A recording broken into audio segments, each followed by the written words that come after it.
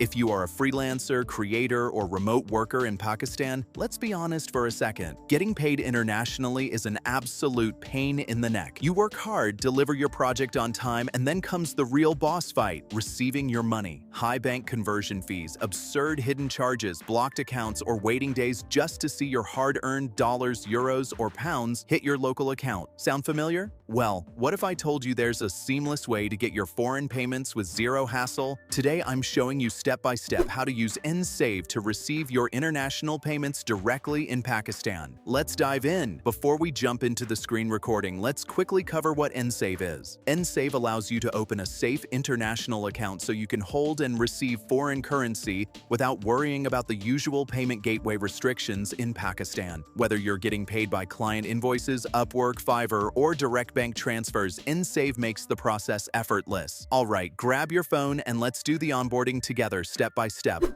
After entering your phone number and email address and verifying both via OTPs, you're in. But here is where the real onboarding process starts. The entire process is broken down into 3 simple steps: profile building, address verification, and identity verification. Let's walk through them one by one. First up is profile building. You'll start by selecting your status of employment. Right after that, select your job title and then pick your industry. Quick tip here.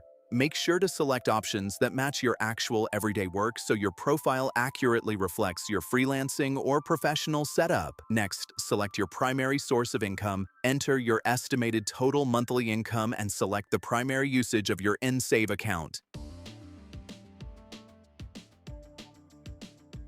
Then specify how much money you're planning to send and receive monthly. When it asks you to choose your account, USD it is. Finally, set up your security PIN, and boom, the first step is completed. Now on to step 2, address verification. Enter your official residential address. Make sure the address you enter matches exactly what is on your official ID document. Once that's entered, our second step is officially done too. Finally, the third and last phase, identity proof. Place your original ID card on a flat, plain surface with good lighting so the app can capture a clear scan. Once your ID capture is complete, the app will prompt you for a quick facial recognition scan. Just align your face in the camera frame, and that's it. The app will show a message saying, "Verification submitted."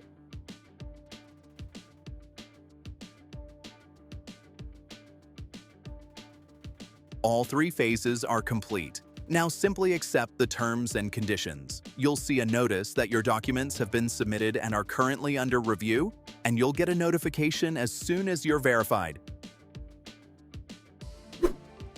Once approved, you'll unlock a clean dashboard like this. As you can see, it's a pretty straightforward process. No lengthy proofs or complicated paperwork required. Just standard, generic KYC and you're in. Receiving your international payments in Pakistan really doesn't have to be a headache anymore. If you found this step-by-step walkthrough helpful, hit that like button, subscribe for more content like this, and drop a comment down below if you get stuck anywhere. Thanks for watching, and as always, see you later, alligator.